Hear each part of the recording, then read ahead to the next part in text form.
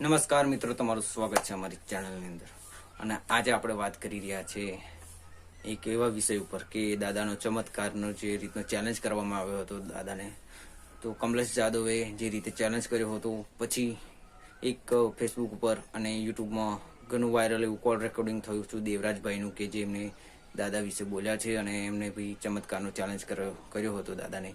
પણ તમારે બધાને એક વાત કહેવા માંગીશ કે જો તમે ચેલેન્જ કરી રહ્યા છો, એ સામેવાળો વ્યક્તિ કોણ છે એ પહેલાં જુઓ. એ દાનબા બાપુ છે.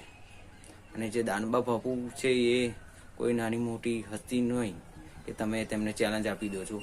હાલમાં તેમના સપોર્ટરો, તેમને સપોર્ટ કરનારા લોકોની સંખ્યા બહુ બધી છે. તમારો સપોર્ટ કરવાવાળા કોઈ નથી. તો દેવરાજભાઈને હું કહેવા માંગીશ કે ભાઈ, તમે ચેલેન્જ કર્યો બરાબર છે, અને 2-3 દિવસની અંદર તમારે ફરવું પડ્યું. એનો તમારે ફરીને જે રીતે સપોર્ટરના હોમે તમારે હાર માનવી પડી હતી.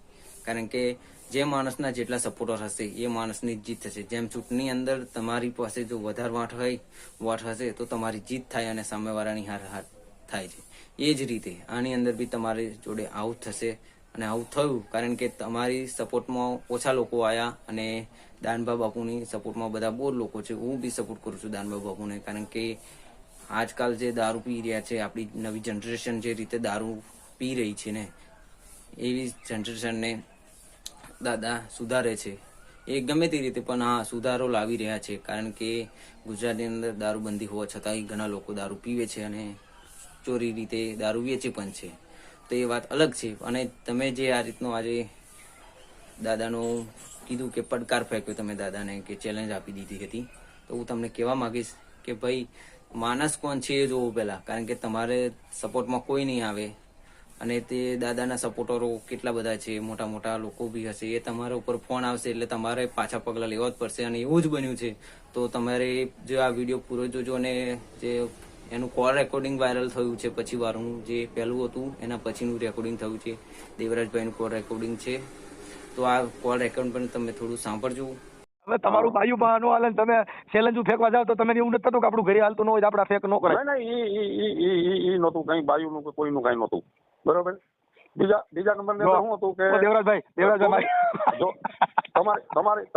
તમારી ફોન ઉપાડવાની કેટલી કેપેસિટી હોય? આપણી હું મારે 250 ફોન ઉપર, તમે હમણાં આની પહેલા આમાં રેકોર્ડિંગ છે, તમે આમાં એવું કીધું કે મારા ઘરેથી બધે કીધું કે આનો નહીં. એટલે ઈ આમાં શું હતું, જો મારી વાત સાંભળો. ટૂંકમાં મને શું છે, થોડુંક બ્લડ પ્રેશર વધી ગયું હતું. બરોબર. આમાં હારે નું વધી જાય.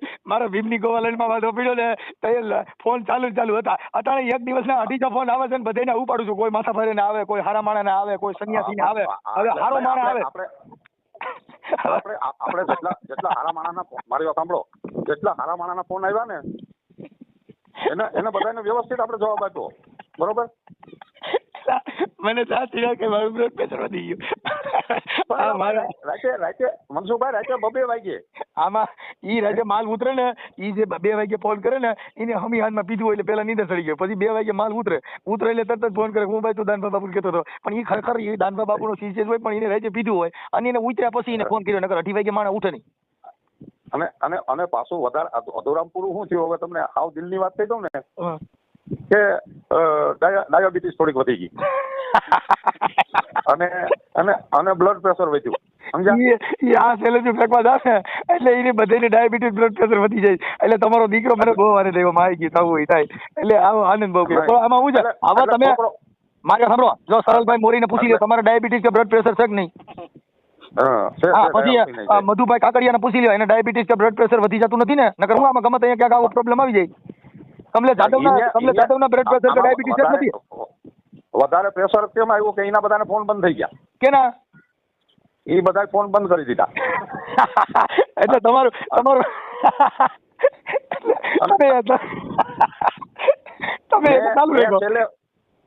મેં છેલ્લે સુધી ફોન બંધ કર્યો નહીં. બરોબર ને?